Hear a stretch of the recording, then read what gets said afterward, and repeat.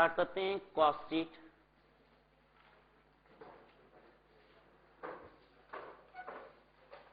लिखिए cost sheet क्या होती है। Cost sheet is a statement which shows the breakup and build-up of a cost.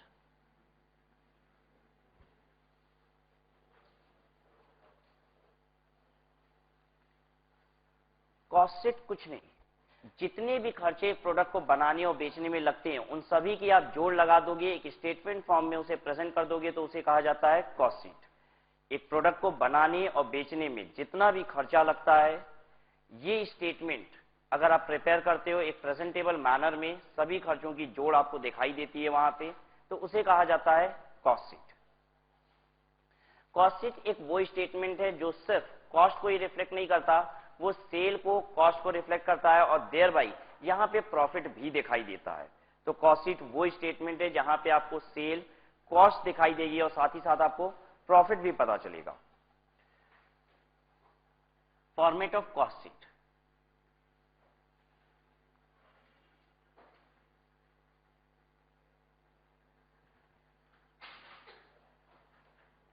लिखिए opening stock of raw material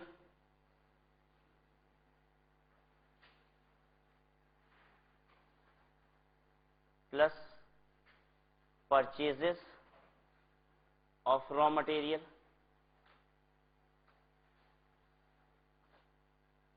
including freight inward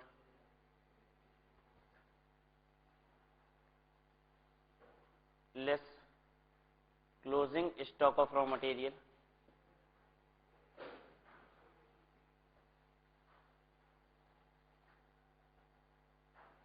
opening stock of raw material में purchases जोड़ दीजिए, closing stock of raw material घटा दीजिए, तो अब जो आपके पास फिगर आती है final figure, that is raw material consumption.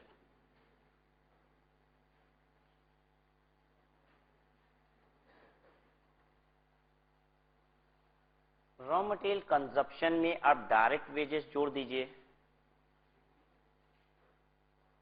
Plus इसमें डायरेक्ट एक्सपेंसेस जोड़ दीजिए,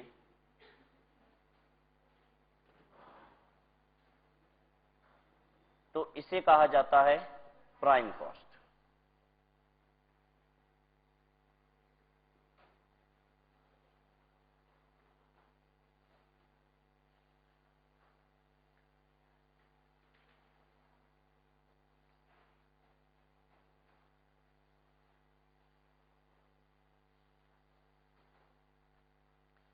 सारे डायरेक्ट खर्चों की जोड़ लगा दिए, इसे कहते हैं प्राइम कॉस्ट। प्लस इसके बाद डायरेक्ट कॉस्ट के बाद अब क्या बच जाता है, ओवरहेड।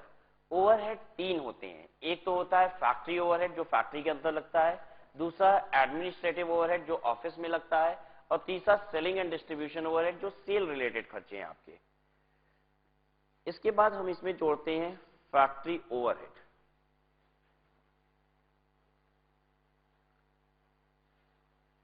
फैक्ट्री ओवरहेड को और क्या क्या बोला जाता है, इसे वर्क्स ओवरहेड भी बोला जाता है, और इसे प्रोडक्शन ओवरहेड भी बोला जाता है, और इसे मैन्युफैक्चरिंग ओवरहेड भी बोला जाता है।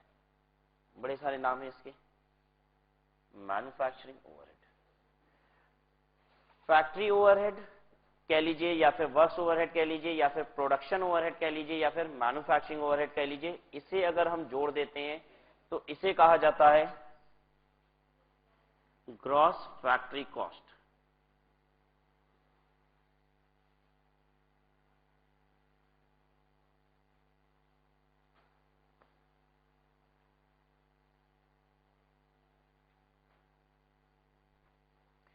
इसमें हम एडजस्टमेंट करते हैं opening stock of WIP less करते हैं क्लोजिंग स्टॉक ऑफ WIP, तो ये हमें देता है net factory cost.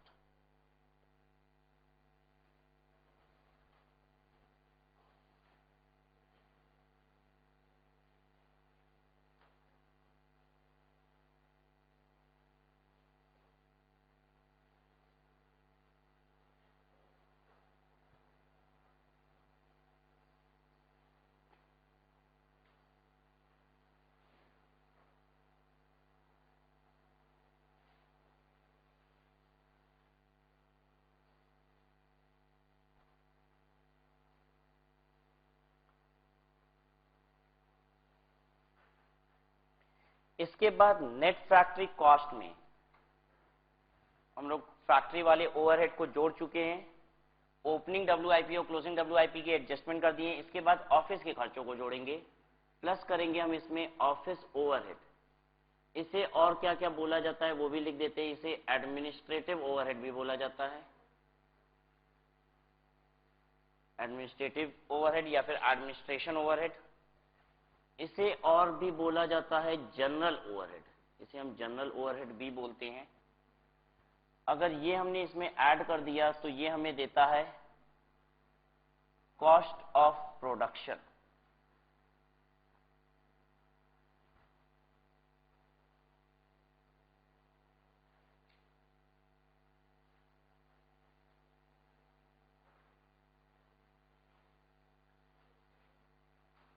Cost of production में opening stock of finished goods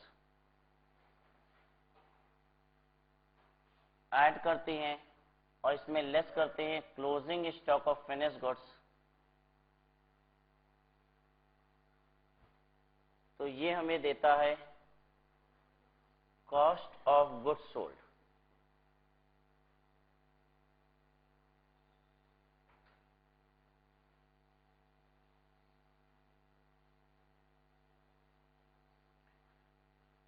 फिर इसमें हम जोड़ते हैं सेलिंग एंड डिस्ट्रीब्यूशन ओवरहेड। तो ये हमें देता है कॉस्ट ऑफ सेल्स। और कॉस्ट ऑफ सेल्स को जब सेल्स से हम कंपेयर कर देते हैं तो डिफरेंशियल रिप्रेजेंट करता है प्रॉफिट ऑब्लिक लॉस को, plus minus profit oblique loss. ये हो गई आपकी cell.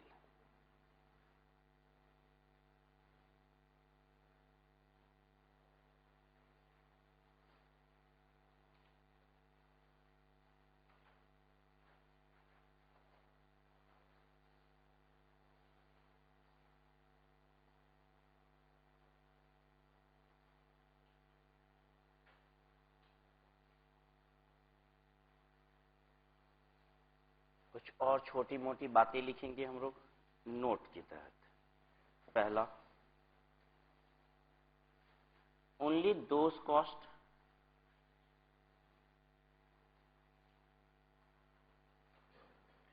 To be incorporated in cost sheet,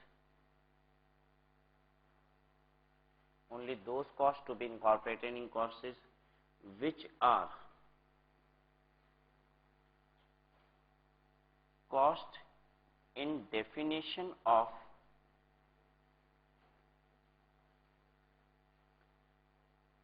cost। सिर्फ उस कॉस्ट को ही कॉस्ट शीट में इनकॉर्पोरेट कीजिएगा जो कॉस्ट कहलाती हैं कॉस्ट की डेफिनेशन में।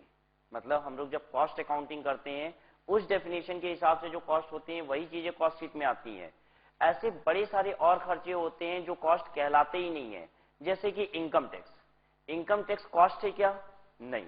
वो खर्चे जिनका प्रोडक्शन और डिस्ट्रीब्यूशन से कोई वास्ता नहीं होता वो कॉस्ट नहीं होते हैं।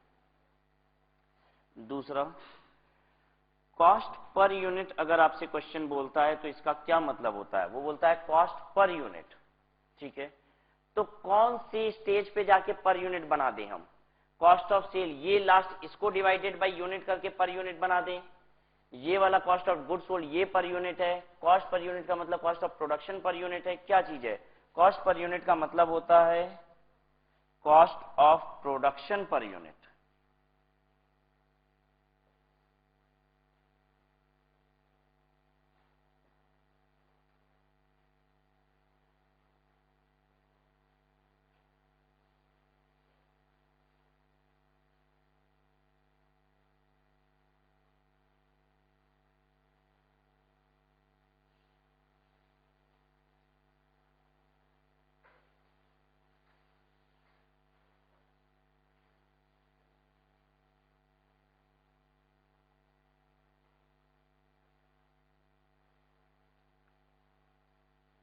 तीसरी बात, कॉस्ट का मतलब ही क्या होता है? कॉस्ट का मतलब रिकॉर्डिंग के लिए अलग होता है और डिसीजन मेकिंग के लिए अलग होता है। कॉस्ट का रिकॉर्डिंग के लिए मतलब अलग होता है, डिसीजन मेकिंग के लिए मतलब अलग होता है। रिकॉर्डिंग का मतलब होता है अकाउंटिंग। ये भी क्या है, कॉस्ट शीट भी अकाउंटिंग ही तो है, बस खर्चों की जोड़ लगाते जा रहे हो, this is accounting. Cost recording के लिए कुछ और होता है, जबकि डिसीजन मेकिंग के लिए कॉस्ट कुछ और होता है। चलिए इस बात को देखते हैं हम लोग। आप आंसर कीजिए हमें, बताइए, आप अपनी जगह पे दुकान खोल लेते हो, आप अपनी ही प्रेमाइसेस में अपनी दुकान खोल लेते हो, क्या आप उस दुकान का किराया अपने पीएल में चार्ज करते हो? अगर वो किराए पे दुकान होती तो कितना किराया आ रहा होता, क्या ये रिकॉर्ड होता है? आप अपनी दुकान खोल के बैठ जाते हो, फिर कहते हो अगर हम नौकरी कर रहे होते तो इतना पैसा कमा रहे होते, तो हम सिंस नौकरी कर नहीं रहे हैं तो इतना पैसा नहीं कमा पा रहे हैं, तो ये बिजनेस करने का खर्चा हो गया, रिकॉर्ड कर देते हो। आप कहते हो मेरे बिजनेस में 10 लाख रुपए लगा हुआ है, ये 10 लाख रुपए बिजनेस में न लगा होता, कहीं बैंक में एफडी कराया हुआ होता, तो इस 10 लाख पे 1 लाख रुपए का इंटरेस्ट आ रहा होता, तो हम अपने बिजनेस में खर्चा चार्ज कर देते हैं, इंटरेस्ट ऑन कैपिटल 1 लाख रुपया। करते हैं क्या ऐसा? नहीं। पता है रिकॉर्डिंग किन चीजों की होती है? जो चीज होते हैं। जो इवेंट होते नहीं है उनकी कभी रिकॉर्डिंग नहीं होती। लेकिन क्या ये चीजें डिसीजन मेकिंग में काम आती है? जब देखिए, हम 10 लाख रुपए लगा के एक बिजनेस करने वाले हैं जिसमें प्रॉफिट आएगा साल का 60,000 रुपया, और हमको मालूम है वो 10 लाख रुपए अगर हम बैंक में जमा कर देंगे तो 1 लाख का इंटरेस्ट आएगा। क्या बिजनेस करने से पहले ये बात सोचते हो कि नहीं सोचते हो? सोचते हैं। पता है जो कॉस्ट आपकी एक्चुअल में इंकर नहीं भी होती है, उन कॉस्ट को भी कंसीडर किया जाता है डिसीजन मेकिंग में। लेकिन जो कॉस्ट सिर्फ एक्चुअल में इंकर होते हैं, रिकॉर्ड सिर्फ उन्हीं को किया जाता है। रिकॉर्डिंग का मतलब होता है कॉस्ट का मतलब, जब रिकॉर्डिंग की बात होती है तो कॉस्ट का मतलब होता है कॉस्ट टू बी इंकर, मतलब जो खर्चे होंगे सिर्फ वही कॉस्ट होता है। जब हम रिकॉर्डिंग की बात करते हैं तो जो खर्चे नहीं होते हैं वो कभी भी कॉस्ट नहीं हो सकता, जो खर्चे होते हैं वो कॉस्ट होता है। डिसीजन मेकिंग के लिए कॉस्ट के दो मतलब होते हैं। डिसीजन मेकिंग के लिए कॉस्ट का मतलब होता है कॉस्ट टू बी इंकर, और दूसरा होता है बेनिफिट लॉस्ट। बेनिफिट लॉस का मतलब जितना आपके पास आ सकता था जो नहीं आया वो भी कॉस्ट है। फिर से सुनिए, जब हम रिकॉर्डिंग करते हैं तो कॉस्ट का मतलब क्या होता है? जब हम रिकॉर्डिंग करते हैं तो कॉस्ट का मतलब होता है पैसे का जाना। जो पैसा मेरी जेब से जाएगा उसे हम कॉस्ट कहते हैं। लेकिन जब हम डिसीजन मेकिंग कर रहे होते हैं तो कॉस्ट का मतलब होता है पैसे का जाना प्लस पैसे का न आना। अगर आपके पास कोई पैसा आ सकता था वो नहीं आया तो वो भी आपके लिए कॉस्ट है। फिर से, रिकॉर्डिंग का मतलब, जब हम रिकॉर्डिंग की बात करते हैं तो कॉस्ट का मतलब होता है पैसे का जाना। जो पैसा जाएगा बस वही कॉस्ट है। लेकिन डिसीजन मेकिंग के लिए कॉस्ट का मतलब होता है पैसे का जाना प्लस पैसे का न आना। जो पैसा आपके पास आ सकता था नहीं आया वो भी क्या है आपके लिए? कॉस्ट ही है। ऐसे समझिए,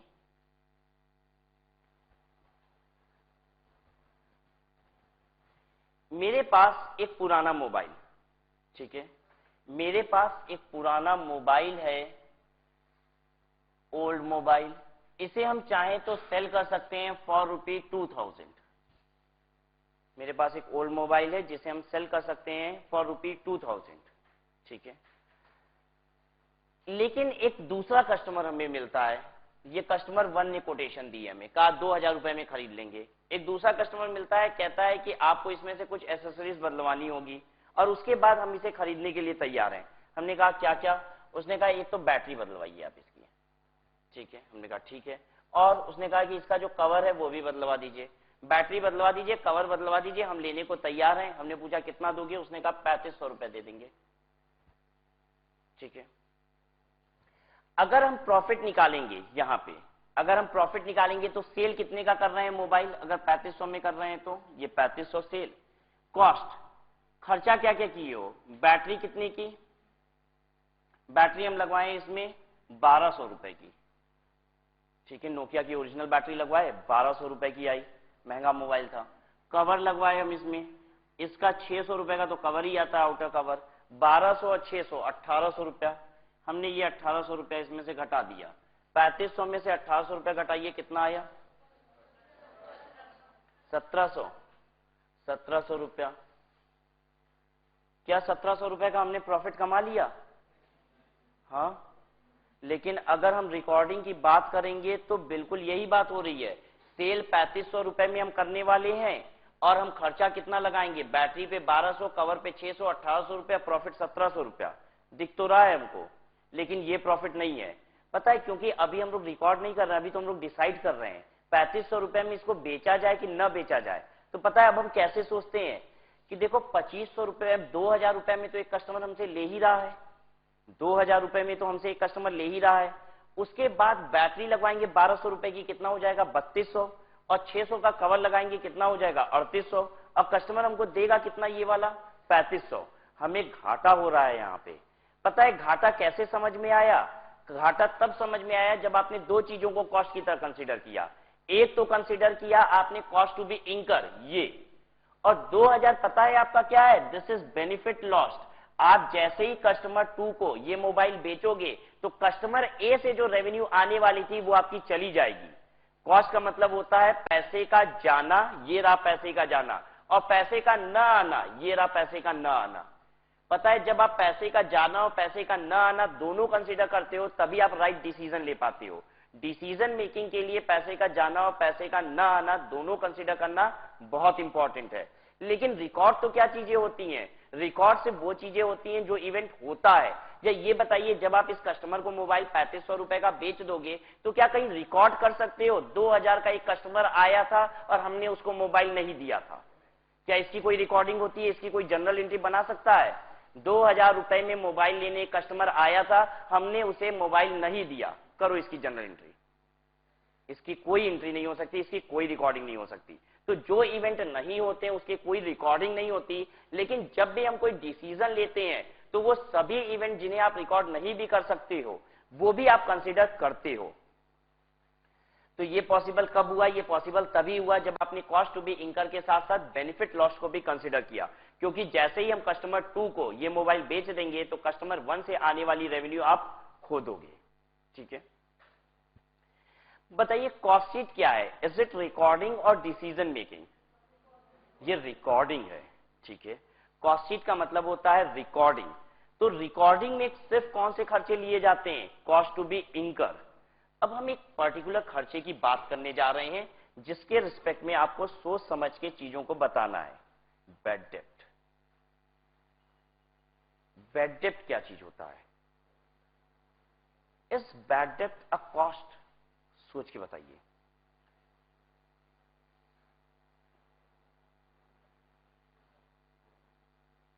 रिकॉर्डिंग के लिए क्या बैड डेप्ट कॉस्ट है? बैड डेप्ट का मतलब क्या होता है? पैसे का जाना। एक कस्टमर था जिसको हमने 1 लाख रुपए का माल दिया, उसने 90,000 रुपए ही हमको दिया, तो 10,000 क्या हो गया? बैड डेप्ट। क्या 10,000 आपकी जेब से गया है? 10,000 रुपया क्या आपके पास से गया है? Is it cost to be incur? क्या ये खर्चा हमें लगाना पड़ा है? बिल्कुल नहीं। ये वो पैसा था 10,000 रुपया जो आपके पास नहीं आया। ये वो पैसा था 10,000 रुपया जो आपके पास नहीं आया। ये कॉस्ट टू बी इंकर नहीं है। बैड डेप्ट क्या है? बेनिफिट लॉस है। एक 10,000 रुपया जो आपके पास आ सकता था नहीं आया। पता है जब आप डिसीजन मेकिंग लेते हो तो बैड डेप्ट को कंसीडर करते हो। जब हम किसी को माल बेचेंगे तो पक्का सोचेंगे ये कितना पैसा दे देगा हमको। हम जब किसी को 1 लाख रुपए का माल बेचते हैं और वो माल 90,000 रुपए का होता है और हमको मालूम है कि ये तो 10% बैड डेप्ट करा ही देगा, तो 90,000 हमको मिलेगा, तो हम अकॉर्डिंगली सोचते हैं कि क्या हमको इसको माल देना चाहिए कि नहीं देना चाहिए। ठीक है,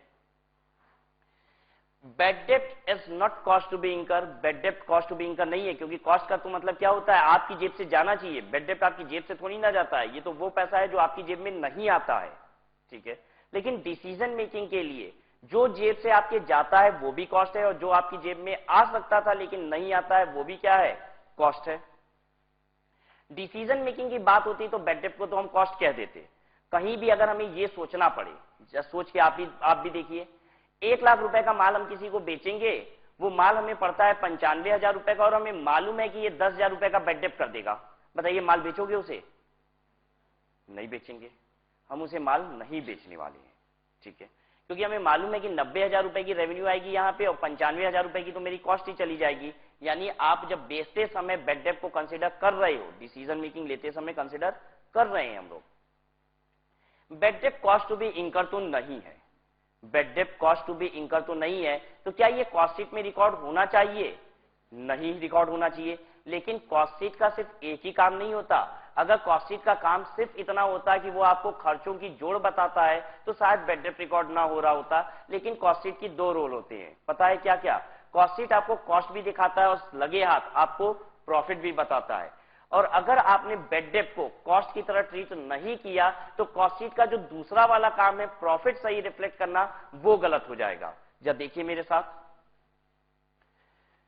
हमने किसी को 1 लाख रुपए का माल दिया, ये हुई मेरी सेल, और इस माल की कॉस्ट थी पता है कितना? 95,000 रुपया। तो कितना प्रॉफिट हमें दिखाई दे रहा है? 5,000 रुपया। पता है ये कस्टमर हमें 1 लाख रुपया नहीं दिया, ये कस्टमर हमें सिर्फ 80,000 रुपया दिया। बताओ 5,000 रुपया का प्रॉफिट कमा रहे हो क्या आप तो कह रहे हो हम कॉस्ट शीट बनाएंगे और बेड डेप्ट को रिकॉर्ड नहीं करेंगे।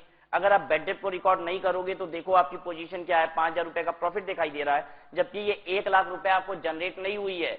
ये सेल तो 1 लाख की थी, लेकिन ये पैसा कितना आया है? सिर्फ 80,000 रुपया आया है। हमें तो 15,000 रुपए का यहाँ पे घाटा हुआ है कि नहीं ऐसा? कॉस्ट शीट का दूसरा वाला काम जो है वो सही नहीं आता जब तक कि आप बेड डेप्ट को भी कंसीडर नहीं करते हो। इसलिए कॉस्ट शीट में बेड डेप्ट को कंसीडर किया जाता है एज सेलिंग एक्सपेंसेस। इसे हम सेलिंग ओवरहेड मान लेते हैं। यानी हम क्या करेंगे, इस 95,000 के खर्चे के साथ साथ 15,000 रुपए का बेड डेप्ट का सेलिंग का खर्चा भी हटा देंगे।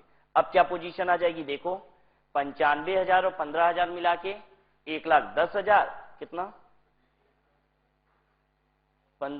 1,10,000। और सेल रेवेन्यू कितनी है हमारी? 1 लाख। तो हमें घाटा कितने का हो जाएगा? घाटा हो जाएगा हमें 10,000 रुपए का। ठीक है ये बात। अगर हमें बेड डेप्ट 20,000 रुपए का हो जाता है, 20,000 साथ में घटा देंगे, हमें लॉस दिखाई देता है यहाँ पे 15,000 रुपए का। तो ये बात जरूरी हो जाती है कॉस्ट शीट के दूसरे एस्पेक्ट को सही करने के लिए। कॉस्ट शीट का काम सिर्फ कॉस्ट की रिफ्लेक्शन ही नहीं है, उसे सही प्रॉफिट भी रिफ्लेक्ट करना है। तो अगर हम लोग बेड डेप्ट के खर्चे को सही नहीं घटाएंगे, बेड डेप्ट के खर्चे को नहीं घटाएंगे, तो ऐसे में हमें प्रॉफिट नहीं दिखाई देगा। बात समझ में आ रही है आपको कि बेड डेप्ट is not cost to be incur, और कॉस्ट शीट में सिर्फ क्या चीजें रिकॉर्ड होती हैं, which is cost to be incur. जितना खर्चा हम करते हैं, जो जेब से मेरे जाता है वही कॉस्ट होता है। जो मेरी जेब में आ सकता था नहीं आता है वो सब कॉस्ट नहीं होता। क्या आप कॉस्ट शीट में ऐसा चार्ज करोगे? फैक्ट्री ओनर की ही है, वो प्रीमाइसेस ओनर का ही है। ओनर कह रहा है अगर ये फैक्ट्री हम किराए पे चला रहे होते तो 1 लाख रुपए महीना आ रहा होता, इसलिए 12 लाख रुपया खर्चा चार्ज कर देते हैं रेंट का। नहीं हो सकता। ठीक है, जो पैसा आ सकता था नहीं आ रहा है वो रिकॉर्डिंग नहीं होता है। लेकिन इसके साथ एक एक्सेप्शन चलेगा, वो इसलिए चलेगा क्योंकि कॉस्ट शीट हमें प्रॉफिट की रिफ्लेक्शन देती है और बेड डेप्ट को कंसीडर ना किया जाए तो आपको प्रॉफिट की रिफ्लेक्शन दिखाई नहीं दे सकती। तो चलिए लिख लीजिए बेड डेप्ट के बारे में।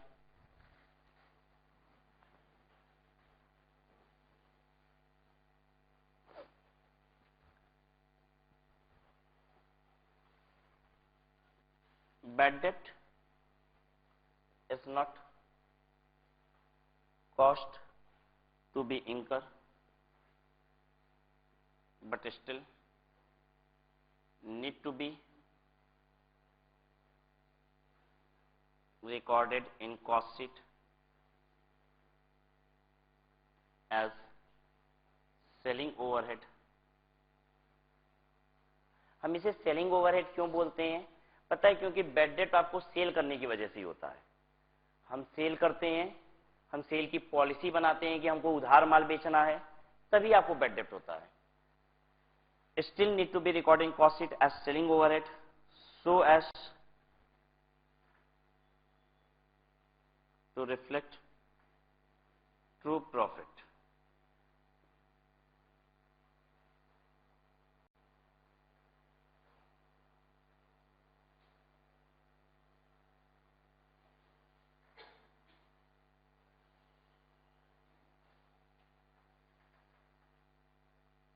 पांचवी बात, आपको एग्जाम में कभी कभी कहता है टोटल कॉस्ट बताइए।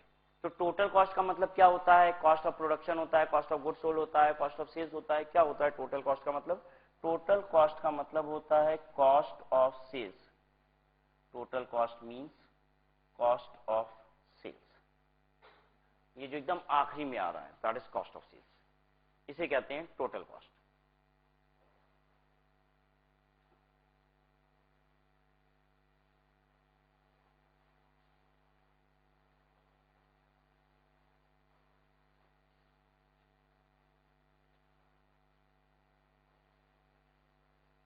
सेलिंग एंड डिस्ट्रीब्यूशन ओवरहेड की बाइफर्गेशन कहीं करने की जरूरत नहीं पड़ती है, लेकिन स्टिल अगर कभी बाइफर्गेट करने की जरूरत पड़ गई तो सेलिंग और डिस्ट्रीब्यूशन को अलग अलग कैसे करेंगे?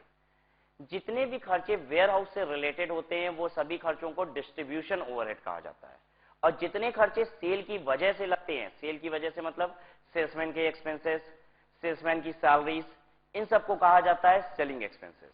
जो सेल्स रिलेटेड खर्चे हैं दोज आर सेलिंग एक्सपेंसेस, और वेयर हाउस जहां से डिस्ट्रीब्यूशन होता है, जितने भी वेयर हाउस रिलेटेड खर्चे हैं वो सब डिस्ट्रीब्यूशन एक्सपेंसेस हैं। All expenses relating to warehouse, warehouse का किराया, वेयर हाउस का बिजली बिल, वेयर हाउस में लगे एसेट के डेप्रीशिएशन, ये सब क्या है? All expenses relating to warehouse is distribution overhead.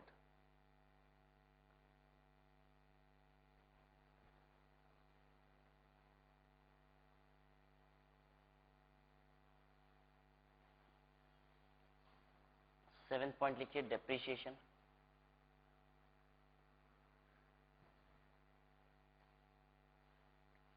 जितने रेवेन्यू खर्चे होते हैं वो तो एज इट इज आप कॉस्ट शीट में प्रेजेंट कर देते हो, जितने कैपिटल खर्चे होते हैं उनकी डेप्रीशिएशन कॉस्ट शीट में चार्ज की जाती है।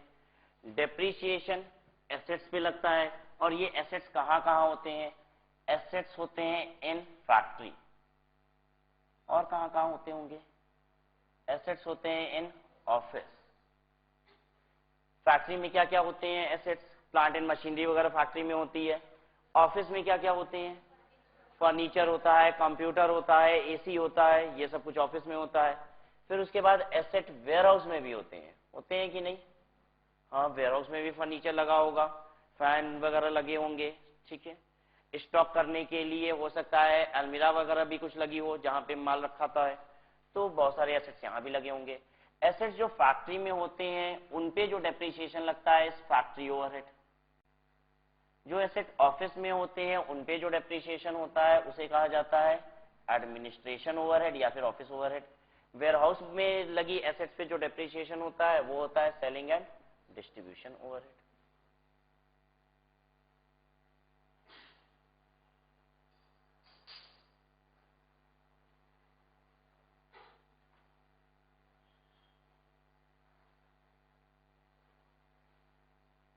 अब आप हमें ये बताओ कि डेप्रीशिएशन का सबसे बड़ा हिस्सा कौन सा होता होगा इसमें से?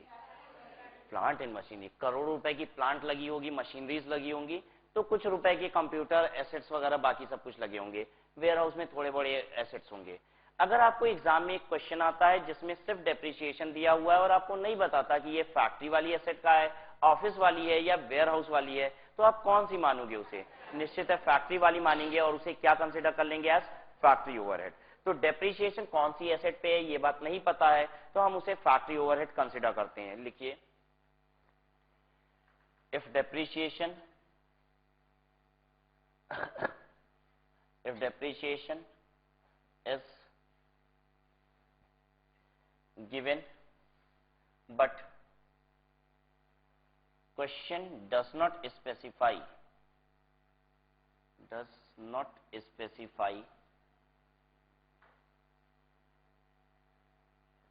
its relation to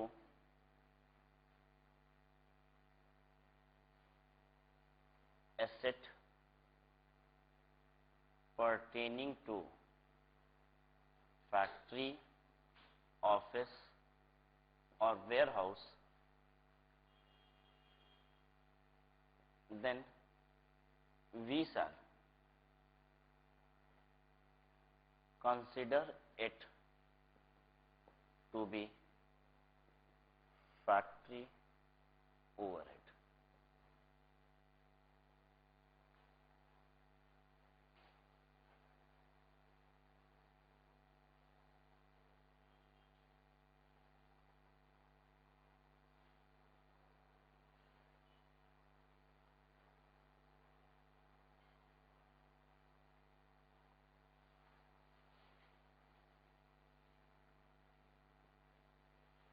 income tax, dividend, finance cost, donation. बताइए क्या ये सब कॉस्ट हैं? Income tax, dividend, finance cost मतलब डिवेंचर्स वगैरह रेस कर रखे हो उसकी इंटरेस्ट कॉस्ट। डोनेशन नहीं, इसका प्रोडक्शन डिस्ट्रीब्यूशन से कोई वास्ता नहीं है। डोनेशन आपने दिया है, ये सब कॉस्ट नहीं है, they are not cost.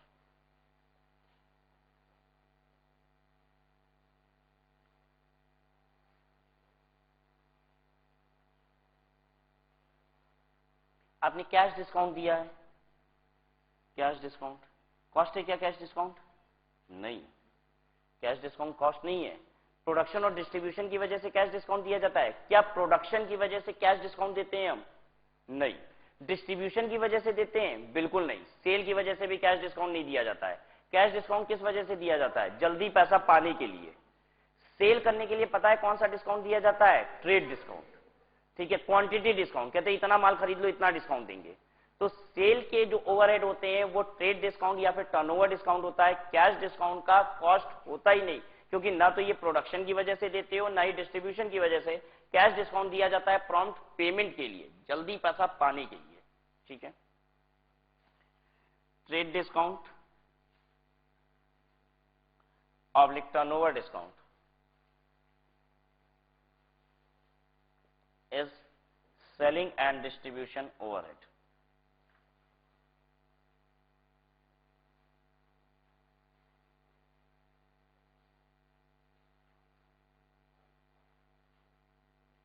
Interest on OD/CC, magazine, newspaper.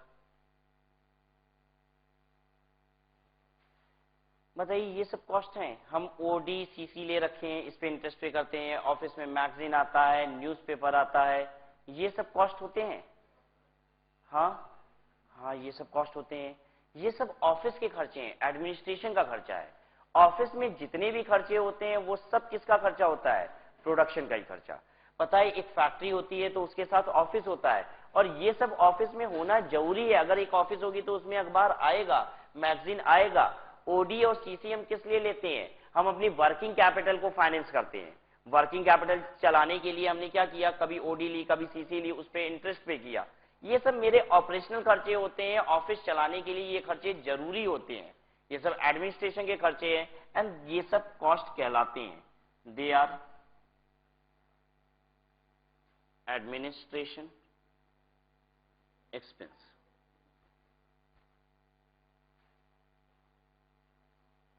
बताइए तो फिर डोनेशन को क्यों नहीं हमने एडमिनिस्ट्रेशन एक्सपेंस बोला? ऑफिस चलाने के लिए डोनेशन देना भी जरूरी होता है कि नहीं होता है? नहीं, डोनेशन देना कहां जरूरी होता है? ठीक है, डोनेशन देना कोई जरूरी नहीं है। डोनेशन तो आउट ऑफ ग्रेच्युटस एक इंसान देता है, अपनी मर्जी से देता है। तो इन बातों का हमें, ये छोटी मोटी बातें थी जिनका हमें ध्यान रखना होगा। चलिए अब हम लोग समझने जा रहे हैं कॉस्ट शीट क्या होता है। इसके एक एक कंपोनेंट को बहुत माइन्यूटली समझने जा रहे हैं। देखिए, एक प्रोडक्ट की कॉस्ट हम कैसे निकाल रहे हैं? हम एक प्रोडक्ट की कॉस्ट किस तरीके से कंप्यूट कर रहे हैं?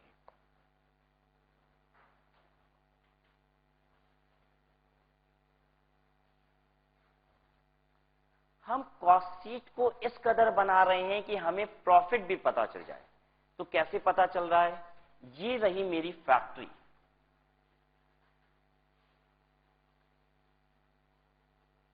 फिर ये रहा मेरा ऑफिस, ये रहा मेरा वेयरहाउस।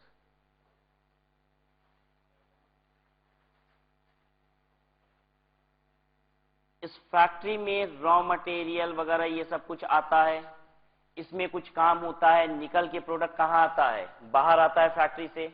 और हम क्या करते हैं, फैक्ट्री से जब निकल के प्रोडक्ट मेरा बाहर आता है तो कहां जाता है, वेयर हाउस पे जाता है। लेकिन हम कहते हैं ये सब ऑफिस का खर्चा कौन संभालेगा, ये ऑफिस किसके लिए है, तुम्हारे लिए ही तो है फैक्ट्री। तो हम इस ऑफिस के खर्चे को भी सारा क्या करते हैं, जब ये इस रास्ते से यहां पे जा रहा होता है तो यहां का खर्चा उड़ उड़ के कहां जाता है, इसके ऊपर जाता है। ठीक है, हमारा प्रोडक्ट जब फैक्ट्री से निकल के वेयर हाउस तक जाता है तो ऑफिस कहता है हम किस लिए, हम क्या इकलौते ऐसे ही अलग से बने हुए हैं क्या, हम भी तो किसके लिए बने हैं, तुम्हारे लिए ही तो है फैक्ट्री।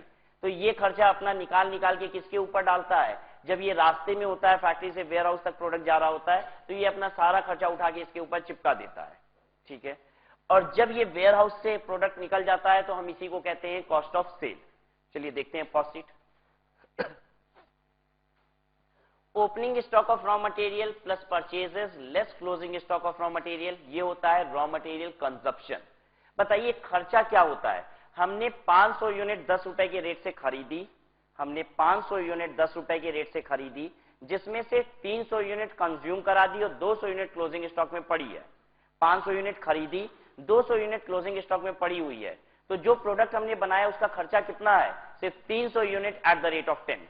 ठीक है, तो खर्चा तो जितना आपने प्रोडक्ट रॉ मटेरियल कंज्यूम कराया है सिर्फ वही खर्चा होता है। तो opening plus purchase less closing कर देते हैं सो एज टू नो कि रॉ मटेरियल का खर्चा उतना ही चार्ज होना चाहिए जितना रॉ मटेरियल कंज्यूम हुआ है। परचेजेस के साथ हमने लिखा इंक्लूडिंग फ्रेट इनवर्ड, अगर आप 10 रुपए का रॉ मटेरियल खरीदते हो और लाने में उसे 2 रुपए का खर्चा लग जाता है तो इनफैक्ट रॉ मटेरियल ही 12 रुपए का कहलाता है। अगर आप 10 रुपए का एक रॉ मटेरियल खरीदते हो, उसे फैक्ट्री तक लाने में 2 रुपए का खर्चा लग जाता है, तो मेरे लिए रॉ मटेरियल कितने का है, 12 रुपए का रॉ मटेरियल ही है। ठीक है, तो opening plus purchase less closing stock किया, रॉ मटेरियल कंजप्शन।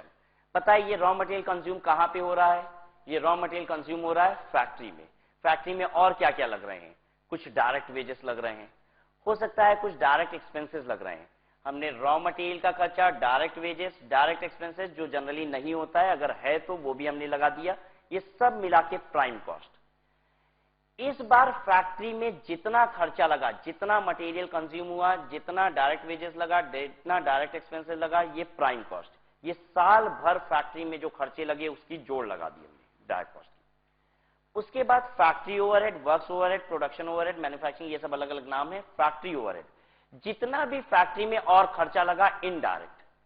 तो देखिए हम लोग क्या कर रहे हैं, फैक्ट्री के अंदर जितना डायरेक्ट खर्चा लगा और उसके बाद हम लोग क्या जोड़ रहे हैं, ये फैक्ट्री का यहां तक क्या था, प्राइम कॉस्ट तक डायरेक्ट खर्चा, ये फैक्ट्री का डायरेक्ट खर्चा है जो हमने जोड़ दिया। उसके साथ फैक्ट्री में जितने भी इनडायरेक्ट खर्चे लग रहे हैं वो जोड़ दिए। इनडायरेक्ट खर्चे का मतलब फैक्ट्री के पावर की बिल आती है, फैक्ट्री में सुपरवाइजर रखा हुआ है उसका पेमेंट करते हैं, फैक्ट्री का किराया देते हैं उसको जोड़ दिया, फैक्ट्री में बिजली बिल, पावर, जितनी चीजें हो रही है, जितने भी और खर्चे लग रहे हैं वो सब हमने जोड़ दिया, दैट इज फैक्ट्री ओवरहेड। ये बन गया ग्रॉस फैक्ट्री कॉस्ट। उसके बाद हमें पता है इस बार अगर हमने इतना खर्चा लगा दिया, ये सारी जोड़ लगा के ग्रॉस फैक्ट्री कॉस्ट बन गया, लेकिन इसमें से सारा माल तैयार नहीं हुआ है, इसमें से सारा माल तैयार नहीं हुआ। हमने जितना पैसा लगाया, हमने 5 लाख रुपया लगा दिया। अब 5 लाख रुपया लगा के 5000 यूनिट तो मेरी फिनिश गुड्स बन गई और 2000 यूनिट मेरी WIP बच गई। तो जाए ये बताइए फैक्ट्री से बाहर अब कितनी यूनिट जाएगी जो बिकेगी, सिर्फ 5000 यूनिट ही। ठीक है, तो अब हम क्या कह रहे हैं, हम कहते हैं कि ग्रॉस फैक्ट्री कॉस्ट, हमने फैक्ट्री में इतना पैसा इस बार लगाया। ग्रॉस फैक्ट्री कॉस्ट का मतलब क्या होता है, इस साल फैक्ट्री में टोटल कितना खर्चा लगा, लेकिन फैक्ट्री में जितना खर्चा लगता है वो फैक्ट्री में जितना प्रोडक्ट बनता है उसकी कीमत होती है, फैक्ट्री से बाहर जितना प्रोडक्ट आता है उसकी कीमत नहीं होती। पता है क्यों ऐसा कह रहे हैं, इस बार हमने 5 लाख रुपए फैक्ट्री में लगाए और पहले से फैक्ट्री में जितना WIP पड़ा हुआ था उसकी कीमत 2 लाख रुपया थी। पहले से फैक्ट्री में कुछ WIP साल के बिगनिंग में पड़ा हुआ था जिसकी कीमत 2 लाख रुपए थी, और इस बार हमने फैक्ट्री में 5 लाख रुपया और लगाए। कुल मिला के कितना खर्चा हो गया, 7 लाख रुपया। फैक्ट्री से जो बाहर प्रोडक्ट आ रहा है वो 7 लाख रुपया का आ रहा है या 5 लाख रुपया का, 7 लाख रुपया का। इसीलिए लिखते हैं gross factory cost plus opening stock of WIP। अगर आपके पास ओपनिंग स्टॉक WIP का था तो फैक्ट्री से वो भी बाहर आ रहा है। ठीक है, अब ऐसे सुनिए, पता है साल के पहले दिन 2 लाख रुपए का WIP था।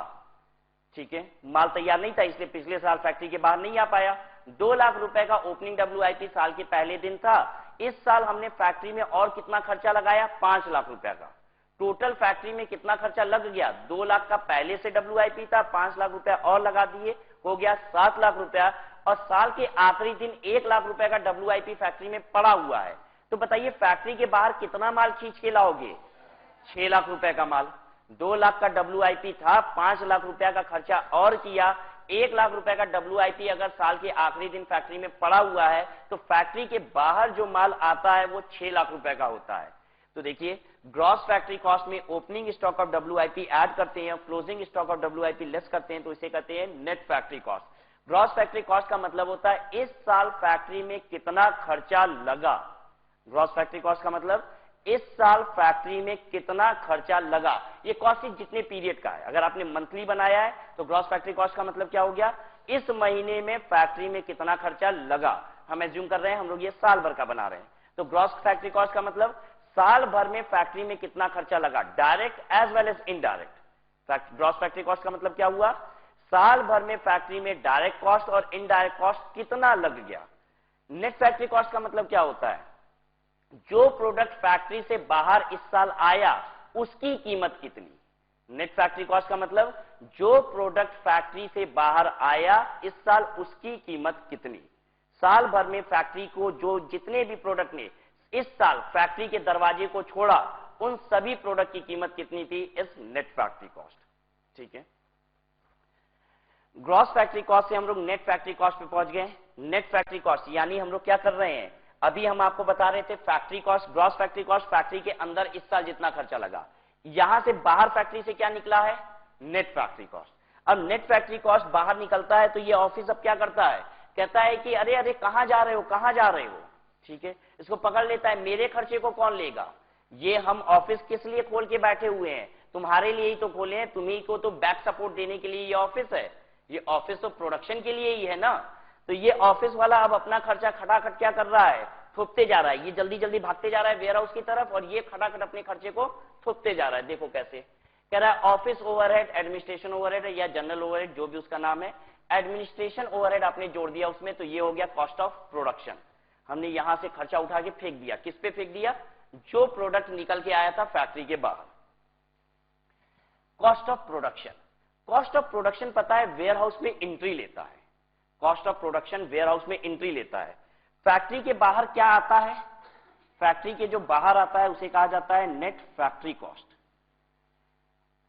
आता तो फैक्ट्री से बाहर नेट फैक्ट्री कॉस्ट है, लेकिन पता है वेयर हाउस में घुसता क्या है, वेयर हाउस में घुसता है कॉस्ट ऑफ प्रोडक्शन। क्योंकि रास्ते में इसको कौन पकड़ लेता है, ऑफिस, कहता है लो मेरे खर्चे को भी क्या करो, ले जाओ अपने साथ।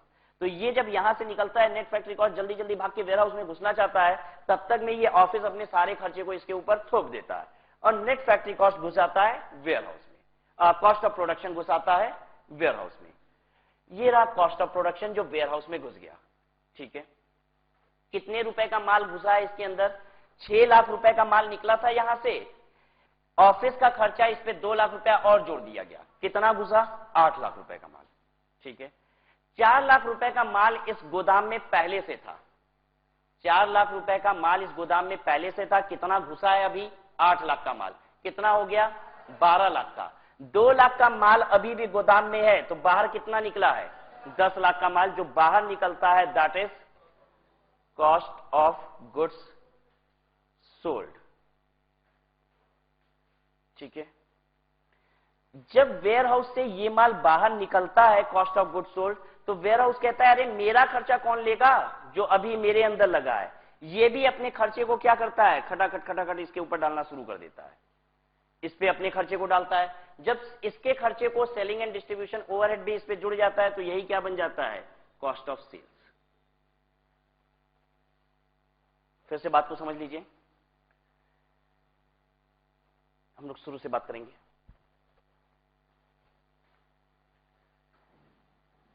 रॉ मटेरियल कंजप्शन का मतलब रॉ मटेरियल का खर्चा।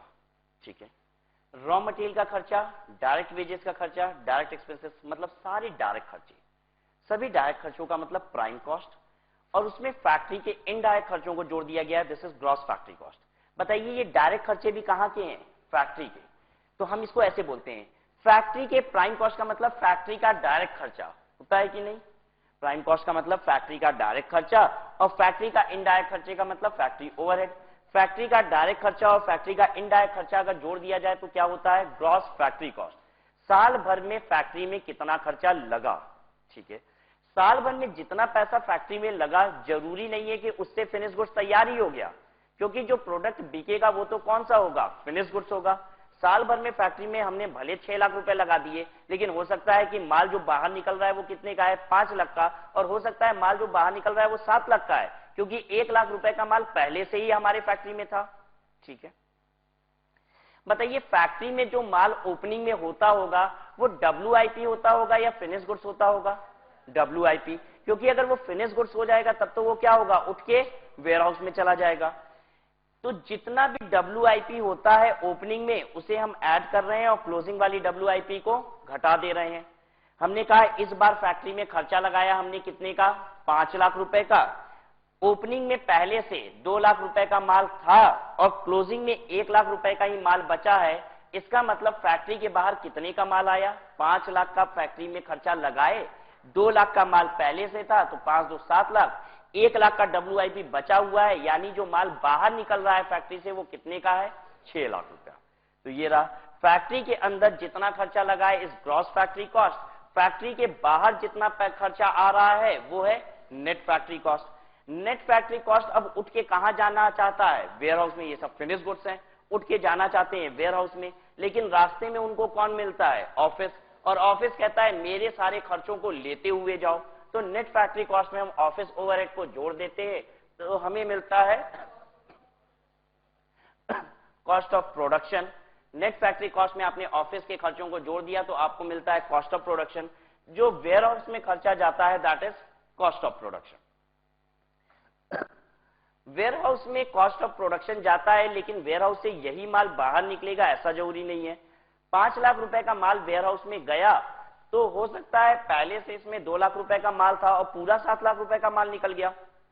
ये भी हो सकता है कि 2 लाख रुपए का माल पहले से था, 5 लाख रुपए का माल आया 7 लाख रुपए, और क्लोजिंग में हमने 4 लाख रुपए का माल रख लिया है, तो बाहर कितना आया है, सिर्फ 3 लाख रुपए का माल। तो जो माल बाहर आ रहा है वेयरहाउस के भी बिक तो वही रहा है, प्रॉफिट तो उसी पे आएगा। तो हमने जितना माल बाहर आ रहा है उसे हम कह रहे हैं कॉस्ट ऑफ गुड्स सोल्ड। तो प्रोडक्शन से कॉस्ट ऑफ गुड्स सोल्ड तक निकालने के लिए आपको क्या एडजस्ट करना पड़ेगा, opening stock of finish goods और closing stock of finish goods. ये हमने एडजस्ट किया तो हमें क्या मिल गया, कॉस्ट ऑफ गुड्स सोल्ड। अब cost of goods sold, cost of goods sold के बाद अभी कुछ खर्चे ऐसे थे जो अभी भी मेरे प्रोडक्ट पे नहीं आए हैं, और वो खर्चा कहां का था, वेयरहाउस का। जैसे ये प्रोडक्ट वेयरहाउस के बाहर जा रहा है कॉस्ट ऑफ गुड्स सोल्ड, तो अब ये क्या कह रहा है, कह रहा है मेरे खर्चे को अब लेने कोई और आएगा क्या, मेरे खर्चे को भी लेते हुए तुम जाओ, ठीक है। तो वो क्या कर रहा है कि अपने सारे खर्चों को उठा के किस पे डाल दे रहा है, कॉस्ट ऑफ गुड्स सोल्ड पे डाल दे रहा है। तो ये क्या बन जा रहा है, कॉस्ट ऑफ सेल। अब जरा ये बताइए कि सेलिंग एंड डिस्ट्रीब्यूशन का खर्चा कितनी यूनिट पे लगता है, जो यूनिट बिक रही है उस पे लग रहा है या जो यूनिट बन रही है उस पे लग रहा है, जो यूनिट बिक रही है। पता है हमने क्या बोला, हमने कहा जितनी यूनिट बाहर चली गई, अब उसको कह रहा है अरे तुम लोग कहां जा रहे हो, हमारे खर्चे को लेने कोई और आएगा क्या, अब जाके ये खर्चा फेंक रहा है कॉस्ट ऑफ गुड्स सोल्ड पे, ठीक है। जितनी यूनिट इस पे आई थी उस पे नहीं डाला था खर्चा वेयरहाउस ने। वेयरहाउस किसको कह रहा है, जो अब इसको छोड़ के जा रहा है, कह रहा है मेरे खर्चे को कौन लेके जाएगा, खर्चा लेने कोई और थोड़ी ना आएगा, खर्चे लेके जाओ मेरे। तो जितनी यूनिट बाहर बिक रही है उस पे ये खर्चा लग रहा है। तो सेलिंग एंड डिस्ट्रीब्यूशन वाले खर्चे किस पे होते हैं, सेल की यूनिट पे होते हैं, ठीक है। अगर ये खर्चा वेयरहाउस वाला इसी पे उठा के फेंक देता, जितनी यूनिट आती उस पे उठा के फेंक देता अपना खर्चा, तब तो किस पे हो जाता, प्रोडक्शन यूनिट पे। ऐसा नहीं हो रहा है, प्रोडक्शन, कॉस्ट ऑफ प्रोडक्शन तो क्या लेते हुए आ रहा है, ऑफिस के सारे खर्चों को, ठीक है। ऑफिस का खर्चा किस पे जा रहा है, ऑफिस का खर्चा उतनी प्रोडक्ट की कीमत पे जा रहा है जो फैक्ट्री के बाहर आ रहा है। क्या जितना हमने फैक्ट्री में खर्चा, जो प्रोडक्ट हमने इस बार फैक्ट्री में तैयार किया है उस पे हमारी ऑफिस के खर्चे लग रहे हैं, यस। जितना खर्चा मेरा जो फैक्ट्री से बाहर मेरे पास प्रोडक्ट आता है उस पे सारा ऑफिस का खर्चा जाता है, और जो वेयरहाउस से बाहर जाता है उस पे कौन सा खर्चा जाता है, सेलिंग एंड डिस्ट्रीब्यूशन का खर्चा जाता है। तो कॉस्ट ऑफ गुड्स सोल्ड का मतलब हो गया कि आपने कितना माल वेयरहाउस से बाहर निकाला, और जो भी माल आपने वेयरहाउस से बाहर निकाला, वेयरहाउस में जितना खर्चा लगा सब उस पे चिपका दिया गया। वेयर हाउस से जितना माल बाहर गया, साल भर में वेयर हाउस के अंदर जितना भी खर्चा लगा था सेलिंग एंड डिस्ट्रीब्यूशन, सारे खर्चे को उसी पे लगा दिया गया और ये बन गया कॉस्ट ऑफ सेल। ठीक है, इस कदर हमने सारे खर्चों को जोड़ लिया, फैक्ट्री भी जुड़ गया, ऑफिस भी जुड़ गया और आपके साथ साथ सेलिंग एंड डिस्ट्रीब्यूशन भी जुड़ गया। अब हम इसे सेल से देख लेते हैं differential, and this gives you profit oblique loss. Clear है ये आपको? ठीक है, बैलेंस नेक्स्ट क्लास में करेंगे हम लोग।